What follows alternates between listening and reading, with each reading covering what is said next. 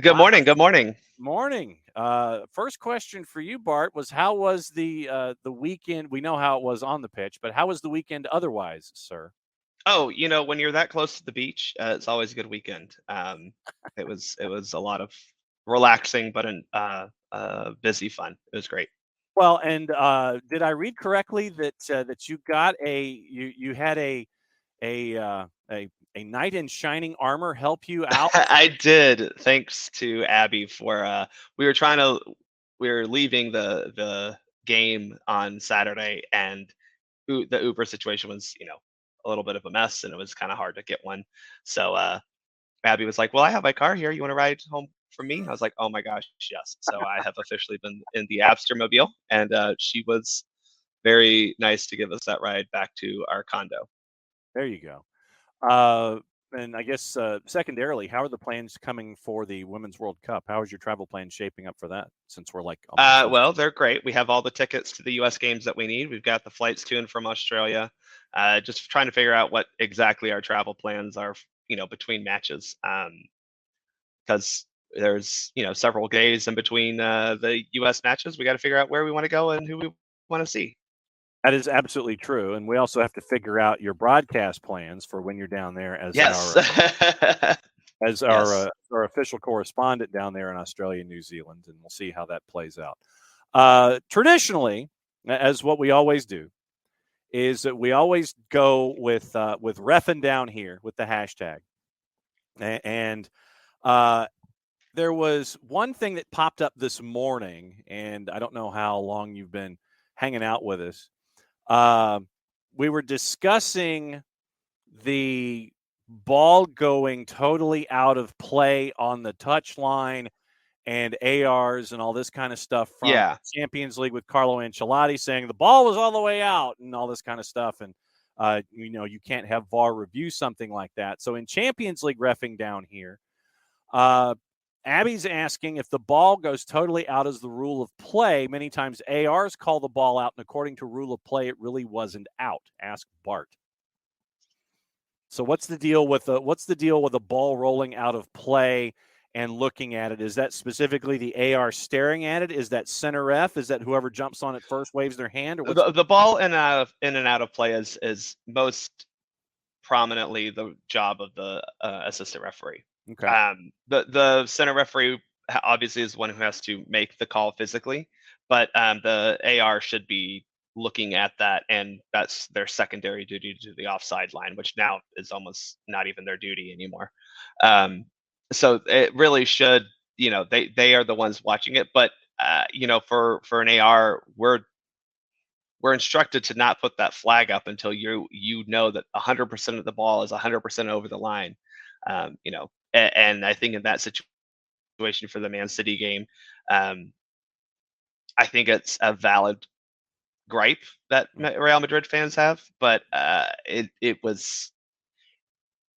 I see why it wasn't called on the field, because it was not just an inch out, because it kind of it did look like it was an inch or two out, but it was that plus De Bruyne, I think it was De Bruyne, saving it on the line, which always complicates things because you probably got body parts in the way.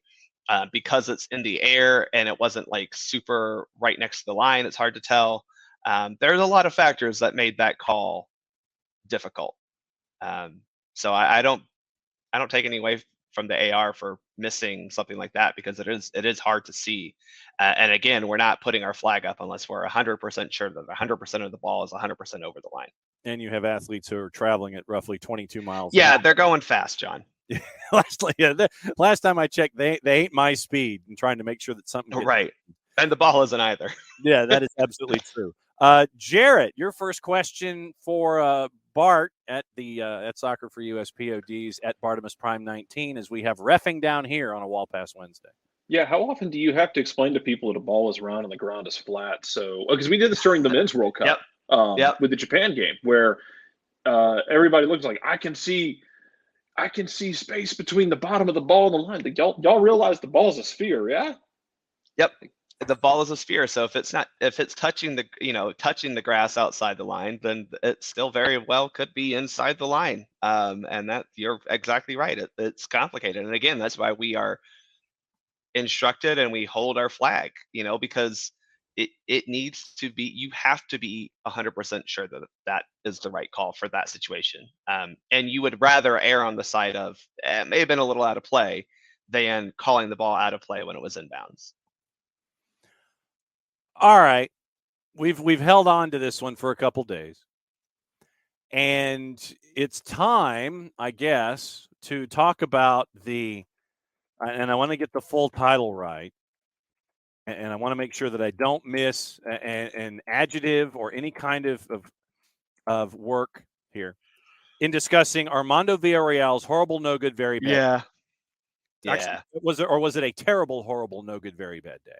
I think all of the above. I think it's a terrible, horrible, no good, very bad day. It was. So the only I'll say that it was bad. The only defense I'll give him is so was the actual soccer being played. That was like, I think I looked at, we were about 10, 20 minutes in, and I looked at the people I was sitting with and I was like, does anyone else feel like this is like a U12 rec game? Just, it was bad soccer. I'm sorry.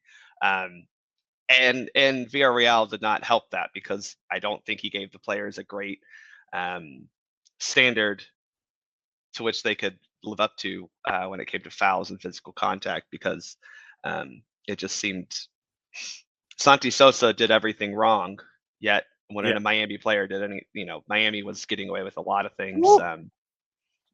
There was a yellow card that should have been given early on for, I forget who it was, but a absolutely nasty challenge on I want to say was the Sadic tackle in the 27th? Yeah, it was on Sadic, out on the touchline. I forget who that was from Miami, but that was I was surprised that wasn't a yellow card. Given the ferocity with the challenge and how he just completely missed the ball. And how Cramashi got a yellow on Wiley only a couple minutes before. Yeah, it was weird, right? And that was kind of the thing that was like, it wasn't the first foul of the game. It wasn't the first, incident of the game. It was like this, you don't have an excuse of like the timing. You've already set that standard. So yeah, it was that one should have been a yellow card. He did get the red card. I think he got the process right. He gave the yellow card immediately because it was like, ooh, that's a bad challenge. And then, when VAR was like, hey, you should look at this, he said, okay. And after a fairly quick review, he was like, yeah, it's a red card. Yeah.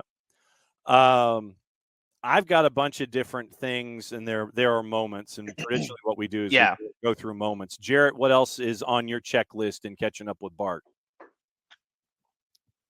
As he's thinking. I mean, I am thinking. Leave me alone.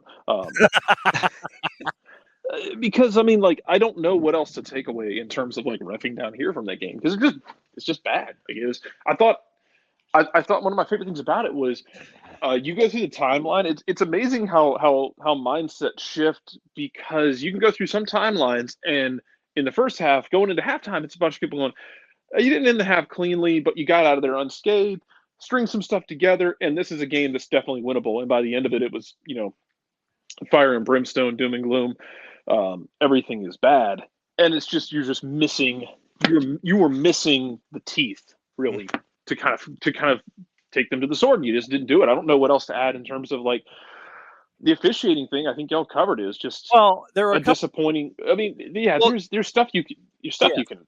Jarrett, we should have been up 1-0 at the half. I mean, I hate to lump on him, but like Machop Chol missed a wide open header and didn't even hit the frame. And I know that these are, when we talk about XG, the conversation isn't that, oh, you should or shouldn't. It's that obviously you have variables and variants in your finishing abilities, but like that does fall under the category of like, dude, hit the frame, like at least make the goalkeeper make a save type of thing. You can't just completely miss the goal there.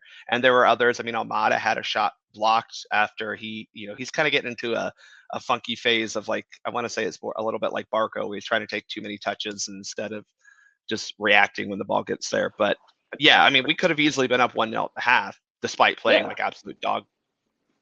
Dog-ish. Yeah, and then it is frustrating though, because you could have been up 1-0. And like the rest of it, in terms of the officiating side, like it's fine. It's not why you lost the game, certainly. Absolutely not. In fact, it's one of the reasons you got a chance to win the game at the end, or to tie the game. And Machop Chol is run like an 18-wheeler through somebody, which it's a weird one. Like I thought the penalty was fine.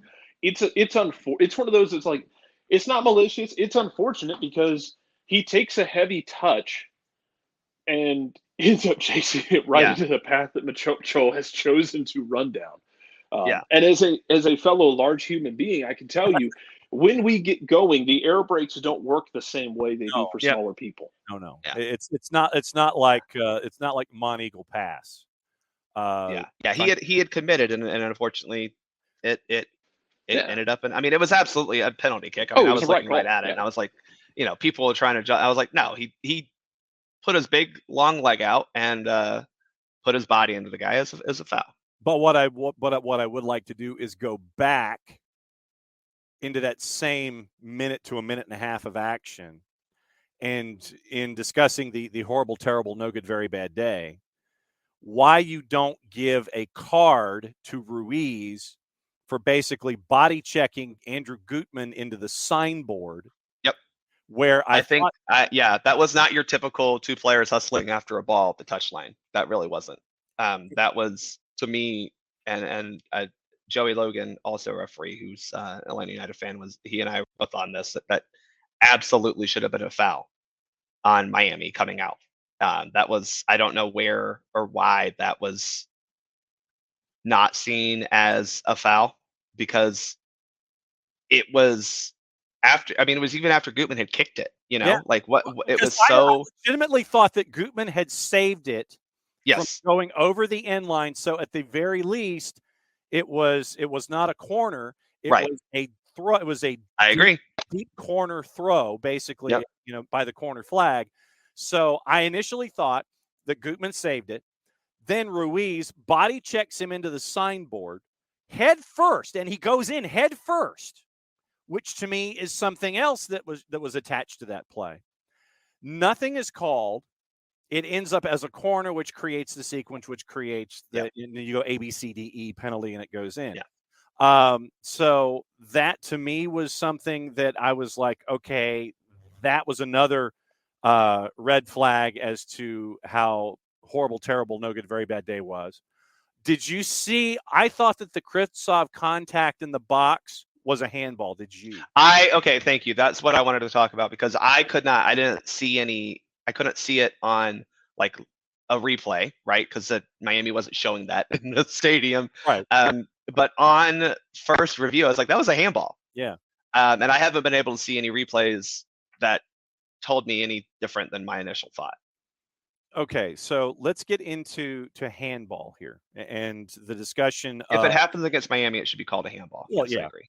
Well, and if Brooks, Atlanta's got some bad luck in Miami, y'all. You think of go back. Oh my goodness, the Brooks Lennon call last year. Oh well, he was anticipating contact. Yeah, the Brooks Lennon call didn't piss me off. It's a bad call, and it's Ismail Elfath, who's really good at his job. As far as referees in pro, Ismail Elfath is great at his job. He had a stinker. It happens.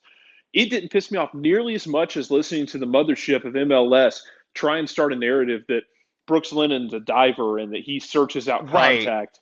That pissed me off so much more than Ismail Elfath missing it, because you start narratives that people are going to pick up and run with, because people actually do listen to what you're having to say. You're not just an entertainment for the sake of being entertainment. People actually do listen to what you're saying, and they are going to take what you say and run with it. So you cannot go out there and slander the damn man like that and then turn around and act like nothing happened. Well, also, go back to 2020 when the year before, John Gallagher literally got hit in the face. Yeah. And the dude didn't even get a card, I don't think. No. Figal got nothing out of that for basically just punching John Gallagher. Brooks Lennon's apparently a diver now in the eyes of the mothership. And so it's the third year in a row that you get some weird, goofy stuff. When it comes to the idea of a handball, I know a lot of folks, Bart, and this will get into reffing down here. Reffing down here, handball. When it comes to the rules of the game, that book that we talk about, that Dr. Joe says is flexible, even if it is a hardcover. When it comes to handball, what are the parameters now for handball, so folks can understand once and for all what is and what isn't when it comes to the laws of the game? Well, you've heard the phrase making your body bigger by using the hand, right? Yeah. Or using your arm. So that's obviously one thing that as a referee, we're not judging intent. We're not supposed to. Sometimes you kind of do have to take that into consideration. But when you're talking about a handball, you can't fully judge intent all the time, but you are looking for, did you make your body bigger by extending your arm, extending your hand, whatever that is. And that's the biggest thing, right? Is we're looking for, is your, it used to be unnatural position, but that kind of was a little too fluid, if you will, because that can be interpreted in a lot of different ways of unnatural. I mean, as we discussed a couple weeks ago, the elbow to the back of was that Gigi at that point in time. Yeah. It wasn't necessarily an unnatural position for a defender to go up like that with their elbows raised, but their use of the elbow after that probably was. So we went from a natural position to making the body bigger. That's kind of where we're at now. After that, it's, did the ball directly contact the hand? That's a big one that we've kind of moved to as well, is we're not looking for just, oh, it made contact, because there are many times where a ball hits something else or someone else, through a deflection. We're trying to get away from that, deflecting into the hand, because again, that's something that a player, even if their arm is slightly outside of their body, it's not really an infraction that they caused, if that makes sense. Yeah. So we are looking for more of a direct contact sequence than, just it hit their hand, right, or arm, I should say. One other element, we do have some breaking news for the SoccerForUS POD side of things. One other thing I wanted to discuss is the Leo Campagna hissy fit, where he spikes the ball and nothing happens. He gets mad and basically takes the ball right. Yeah, I don't know what that was either. And he just basically takes the ball and spikes it right in front of Armando Villarreal. Nothing happens. When it comes Miami got off with they got away with a lot of yellow cards. Yeah, and that I was shocked were not given, because they were very, in my opinion, textbook yellow cards. Like, there's no reason why they couldn't have been given for the actions that they committed. I think it's kind of weird that they did not receive more than 2 yellow cards, and one of those was, and they received a red card, but like the red card was a no duh. Miami did a lot of things that game that I was shocked that they got away with without more than just a foul. So when a player's having a hissy fit, Bart, how do you handle it? Well, it depends on what the hissy fit is, right? So that hissy fit was kind of built off of a kerfuffle with the player. Right. Sometimes, I don't want to say you let them go, but you understand that players are going to get hot after each other. Now, that situation, I felt you could have just justifiably given both guys a yellow card, honestly, because they were both being stupid, they're both acting like, unhinged children. Yes. You do want to have that conversation, but that doesn't mean you can't give a yellow card, right? You want to de-escalate the situation. That's your job as a referee in that situation, is to de-escalate. But that doesn't mean you still can't have a conversation like, hey, you need to calm down, or hey, let's keep our heads, let's not make this bigger than it is. And you say, but what you did right there, spiking the ball, getting up in the player's face, shoving them, all those things, that's worthy of a yellow card, and you can't do that again. Because it was. Yeah, it was. And I think you would have been justified. I think it was Parada. You could have been justified giving Parada a yellow card too, for all the stuff that led up to it. So he could have just done both. You could have just given it to Campagna. That's what I would have personally done, because he deserved it. But I was shocked that there was nothing given there. All right, time for this.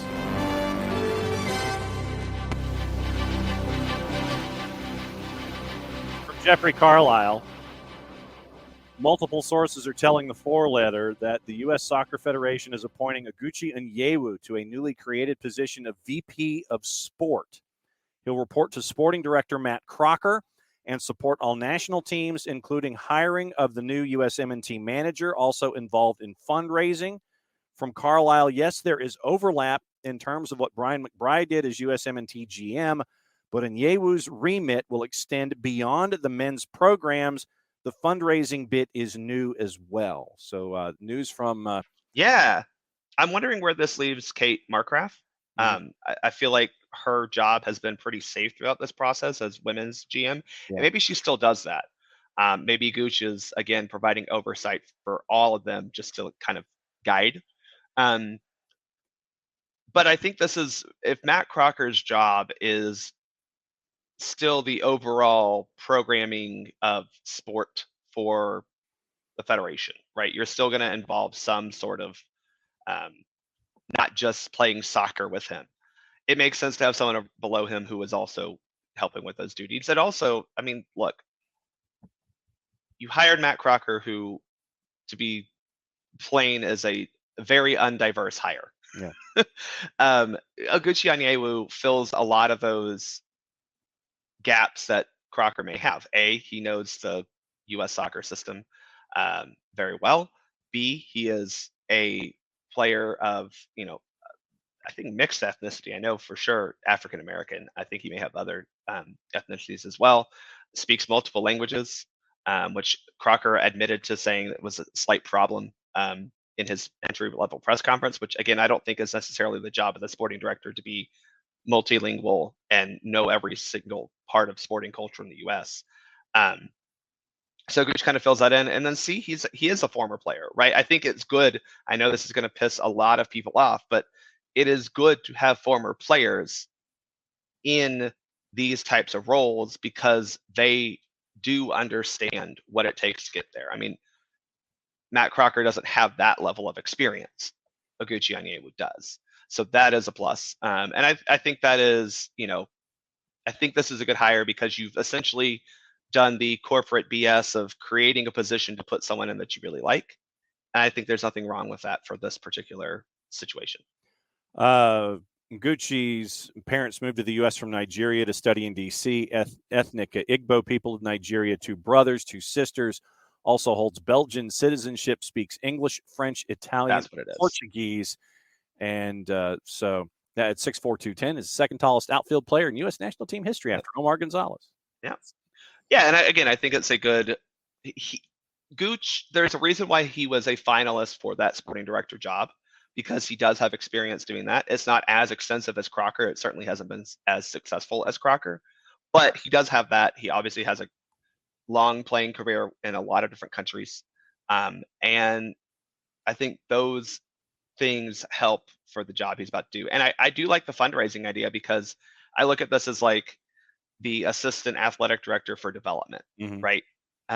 His job is to make sure all the programs are funded and heading in the right direction. Jarrett Oguchi Onyewu now a part of the process with the men's national team with Crocker in. Oguchi Onyewu is now in. And now we're maybe probably getting closer to a manager as a part of all of this, unless Jim Curtin and or Jesse Marsh both go to Chicago as a part of the process now. Yeah, that's the one. So I'm waiting on the butterfly effect to hit full tilt here, where like it ends with Jesse Marsh and his 200 career appearances with the Chicago Fire, taking over the Chicago Fire and taking a role in player recruitment, because I don't think either one of those guys would take that job, and I would not take the Chicago job unless I got to have a say in the players coming in, because you think we've missed on DPs, but Chicago's got that in spades. I wouldn't take that job unless I had say of who's coming in, who's coming out. However, some butterfly effect where Jesse Marsh takes that job and Jim Curtin actually doesn't leave Philly, and then U.S. national team has to go hire somebody else. Oof. I mean, my gut tells me that if Curtin is given something, even if it's B, not even A, but if it's A or B with the national team, he goes. Because if you look at where Philadelphia is right now in the standings, And with what they've... With losing in the Open Cup last night. Yes, that is absolutely true as well. Losing in the Open Cup last night, you are no longer chasing after a trophy there either. Who was in net for Minnesota last night? God, who was it? Clint Irwin. Yes. Clint Irwin knocked you out of the Open Cup in 2023. 2014 was calling you. Sorry, Rich. 2014 was calling. Clint Irwin, Atlanta United legend, Clint Irwin, saved 2 penalties and advanced the Loons, who lost it, who lost the opportunity to win against Philadelphia last night, not once but twice, and had an incident where you were up 3-2, and what was it? You had a player with an injury, and I'll put that word in quotes. Yeah. It's not even. I think that was 3-2. Yeah, where like the dude goes down, laying there to stop play, but he does it out of play, off the side. Yep. The trainer comes out. He, instead of laying down in the field of play to stop play, he accidentally rolls off the field. So Minnesota goes quick and scores. Mm-hmm. You're a man down, and at 3-2, you don't go down injured in the field of play. You go down injured out of the field of play. Quick throw, equalizer, 3-3, they keep playing. That's what happened last night in that match with Atlanta United legend Clint Irwin saving the day for Minnesota United, figuratively and literally. Right now, Philadelphia, dare I say it, and I'm sure that folks up in Philly, they're average. They're 4-4-2. And yeah, they take care of business at home, but they're average right now. And I think that if Jim Curtin gets the chance to jump, that unless the all of the Union Academy guys come through and you get that next wave of youth, I think Jim Curtin goes. I think he goes, Bart. Well, I'll say this for the Philadelphia team right now is I think they were focused on not MLS things for the first 2 months of the season, and I understand that completely. I think now that they're able to fully focus on league play, you'll see an uptick in their league form. Okay. But yeah, I think Jim Curtin's the next coach to make that jump. I think he has earned respect because you can see that he is doing a lot with a little. He clearly understands how to get a team to buy in. And, I don't know if he does quite the rah-rah stuff that Jesse Marsch does, but I think he still has a little bit of that. And that's a very American coaching trait that Europeans say they don't like, but actually do. Don't let them tell you any differently. And I think that could, that type of thing could work. And I think he is, as much as I think he tactically fits what Philly wants to do, I think he probably has a little bit more technical agnosticism than Jesse Marsch does, right? Jesse Marsch is under the philosophy of press. And I think Jim Curtin probably could do more than just that. I don't think he would ever be like a possession-based, let me Pep Guardiola you. But I do think that he would be better for a team who is, again, not as talented as the rest of the teams in their league, not as much quality on their roster, but still be able to get a lot of good results with them. Because, Jarrett, you have to be malleable in this situation as a national team coach. You can't just bring your 4-4-2 diamond philosophy with the talent that the U.S. has on hand and expect that in a 3-week camp before friendlies or international windows to sit there and say, okay, we're going to do 4-4-2 diamond, and you're going to be the Ali Bedoya role, and you're going to be up top, and you're going to do this, and you're going to hit, and Walker Zimmerman, you're going to turn into Jacob Glesnes, and you're going to do. You've got to be more malleable in this situation, regardless of what your mindset is. You do, and you mean it's an interesting thing that this has been such a hard set decision when look at the players the U.S. is developing around the world, even in MLS, before they jump to around the world. These are people who are designed more often than not to play with the ball at their feet. At this point, they're growing that way to where they play with the ball at their feet a ton. They play in build up, the counter press. In a lot of places they are. Mm-hmm.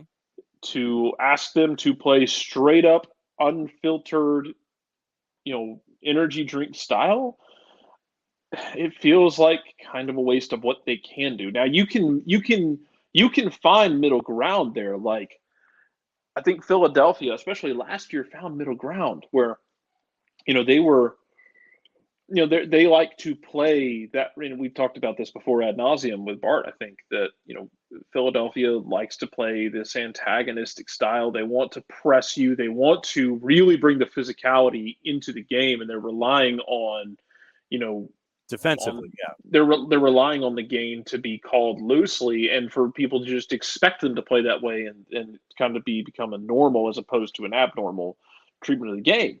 Mm-hmm. However, what Philadelphia did really well, talked about this yesterday, versus Red Bulls and other clubs, is Philadelphia got those difference maker guys right.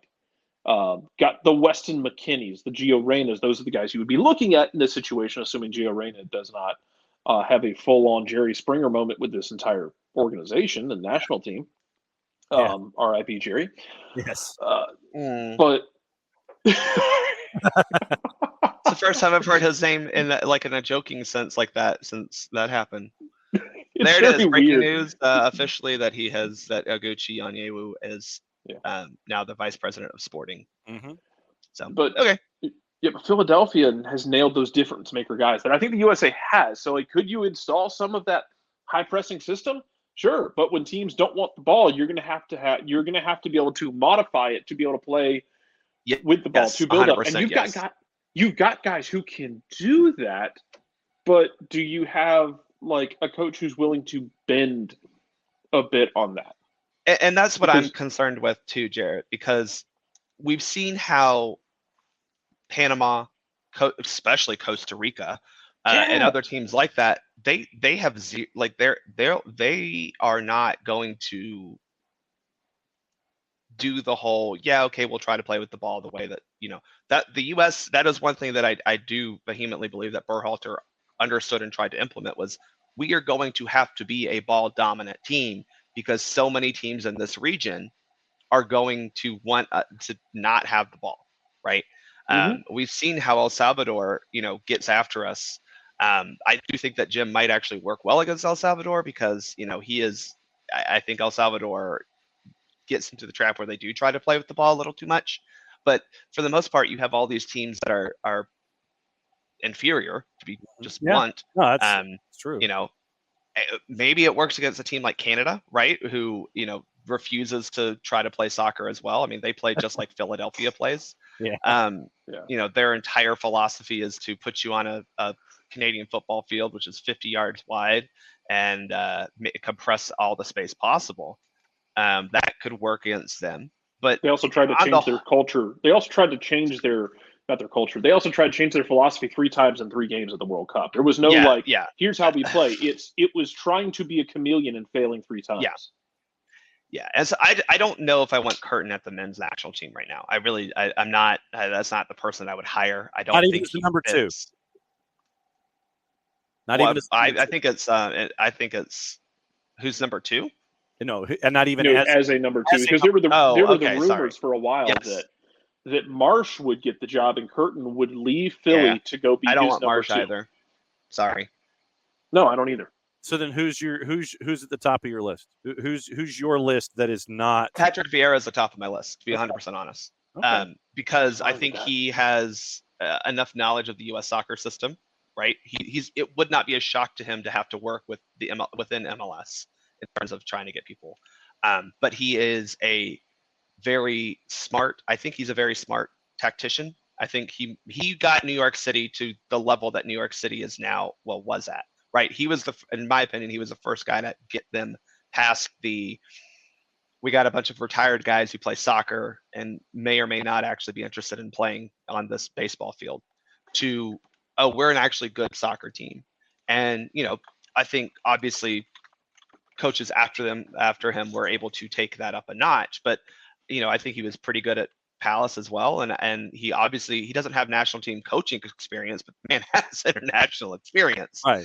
And understands what that is, and I think he's tactically flexible enough. I mean, I think at New York City it was a different style of play than what we saw at Crystal Palace, But he still tried to play that way at Palace, but he understood it couldn't be 100% in one direction. And I think the U.S. fits a lot weirdly in that Crystal Palace spot where we're better than most teams we're going to play, but we're also not better than the best teams that we're gonna come up against. In CONCACAF, yes, we are going to dominate most teams, and we should be looking to be proactive. But even against a team like Canada or Mexico, right, very good teams, or any of the teams that we'll play at the World Cup that are better than us, you have to have a level of defensive resolve. And look, Crystal Palace is what they are. They are what they are in the terms of the fact that they just are always going to be that mid-table club. That's just what they are despite what Steve Parrish wants not to do with his level of investment. Yeah, and that's right. That's the unfortunate. Their salary does not actually match that, which is weird. Their salary budget does, but I think Vieira is right now my favorite option, who I think is reasonable. I think that's the other thing is you have to think who is a actual reasonable option. Now he may still want to be a European coach, and I would not hold that against him, but I think he would do really well with the men's national team. I will always remind people because people, especially in Atlanta, they have their benchmarks about what they want out of a coach, and you can, I think it's easy to tie things back to Tata Martino in Atlanta for better or worse. But I will always say that there are two coaches where I saw Tata Martino be visibly almost joyful after a game talking to, where he would walk over, he would dap them up, and they would stand there and talk and laugh for a minute. Where he thoroughly seemed to enjoy the tactical game.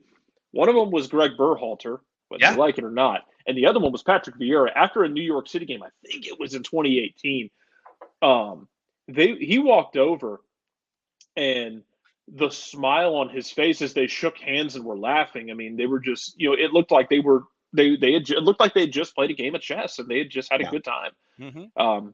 So I know, especially locally, it's easy to say, okay, I know everyone's touchstone is what Tata Martino did in Atlanta. Those days are gone.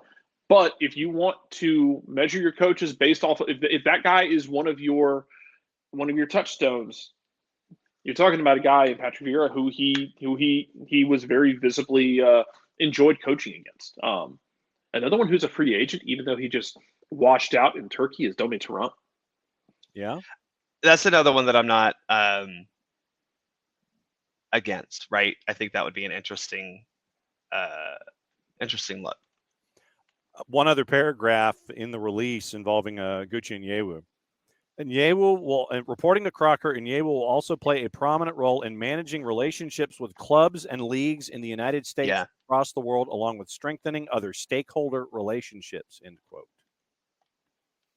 So, I think, again, that's a pretty important task that Matt Crocker cannot be bogged down with. You know what I'm saying? Yeah. That is a Gucci Onyewu task. He's going to be Del McGee is what you're saying, Bart. Yeah. I don't know who that is. He's the lead recruiter for one of the lead recruiters for Kirby Smart. Oh, yes. Okay. Thank you. Yeah. No, I mean, and that's what you want. Matt Crocker is not going to go recruit Florin Balogun. Gucci Onyewu now can, and that's important. I think that's where we're looking at, and I do think that this is setting up. As I said in the last episode of Soccer for Us, is that I don't expect a coach to be in place by the Gold Cup. Yeah. I do expect the hire to be announced by then. Okay. What else is going on? You could also just go tell Giovanni Savarese Portland can be someone else's problem. Bring in Gio Savarese. There you go. I don't know if I'm on the Gio train anymore, to be honest. That's okay. I mean, just you talk about that same thing. I think we saw Japan struggle with that, getting to the World Cup. Japan almost missed the World Cup. Yeah, a lot of it because that Oceania Asia qualifier, they played a bunch of teams that didn't want the ball. They had trouble breaking them down. They got to the World Cup, played a bunch of teams that want the ball. They were able to put them under pressure. It's getting to the World Cup and playing at the World Cup can be a different animal, Yes, just ask John Herdman. Bart, what else is going on with the SoccerForUS POD? Because I know we're now we're in extra time. Yeah, we are. So we've got hopefully the U20 men's roster coming out in the near future. I mean, I hope so. They play next Saturday, so they might need to tell people that they're going. Yes. And so I wonder if they're holding off because of Chicago as well. It could be. It could be holding off. Yeah. Because of Chicago. Well, that's the thing is, those come. I'll say this. Brian Gutierrez, I want to go. Chris Brady, I would like to see there. I don't think he's starting. And Antonio Carrera, Antonio Carrera, the backup is fine. So you're talking about the third string goalkeeper. I don't think it's that big of a deal, especially because Gaga's your number one. Let's be real honest about this. But Chris Brady has been really good this year for Chicago, despite the team being terrible. And I want to be there. But Gutierrez is the one that I think would be the most helpful. And from Atlanta, you've got for similar reasons you want to send Caleb Wiley to get more. But for Tyler, you're facing a contract decision with him at the end of this year and a future with the club type of decision, to be blunt. And having the ability to say, well, he played at the U20 World Cup is a great selling point to get you a couple, maybe if it's just a $5,000 more from whoever you're selling them to, because I don't think you're selling them to anyone big, but it does add to that. SoccerForUS POD at Bartimus Prime and 19. So. Yes, and at Jared_Smith. Bart, once you get off the air with us, you can catch up with the news about West Virginia because there's been a release on that as well.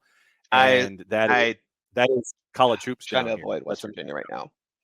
Yeah, that's college hoops down here. It's another show from the OSG side. John, I have gotten drunk with Huggy on multiple occasions. I'll just say this, and this was the most shocking thing I've heard him say, and I did not expect it. Yeah, to be blunt. No, I was disappointed. And it also makes me wonder if anything's going to happen with Mr. Cunningham and WLW too. But that's that we'll see it from the media side. I'm interested in that. Also, I need to clarify. I was drunk. Huggy doesn't get intoxicated. I think he just is like I was drinking and then becoming intoxicated. Huggy's, I don't know, drinking normally. So we were not drunk together. you were enjoying each other's company within the same personal space. Yes, while sipping on alcoholic beverages. And the level reminding him that I kept half of his team out. Yeah, yes. Reminding him I kept half of his team eligible for about 2 and 3 years. So, and the level of impact of the beverages in that personal space varies from individual to individual. Is what you're saying? Yes, absolutely. Thank you. All right. Bartimus Prime 19, as always, great to catch up with you, Bart. Bye, y'all.